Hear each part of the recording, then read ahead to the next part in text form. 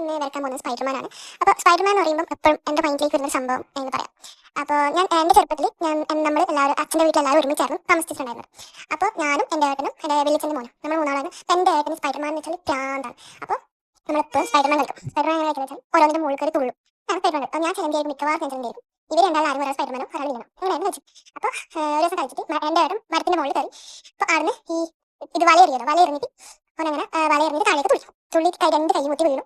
കൈ ഒടിഞ്ഞ് പ്ലാസ്റ്റർ. അപ്പോൾ നമ്മൾ കൈ നിർത്തുന്നു ഇല്ല, നമ്മൾ പിന്നെ വീടിൻ്റെ ഉള്ളിൽ കളി. ഈ തട്ടുണ്ടാവുമല്ലോ സാധനമൊക്കെ വെക്കുന്നത്, പിന്നെ അതിൻ്റെ മുകളിൽ കയറിയിട്ട് തുള്ളി. അപ്പം ഒരു ദിവസം വെള്ളിച്ചൻ്റെ മോൻ സ്പൈഡർമാനെ ഓൻ ജനൽ വഴിയെല്ലാം കയറി അതിൻ്റെ മുകളിൽ കയറി ഓനും ഇതേപോലെ വലയിട്ടു താഴേക്ക് തുള്ളിയിട്ട് ഇതേപോലെ ഓനും കൈ രണ്ട് കുട്ടിയിലാണ് വീണത്, രണ്ട് കൈയും പൊളിഞ്ഞുകൊണ്ട്.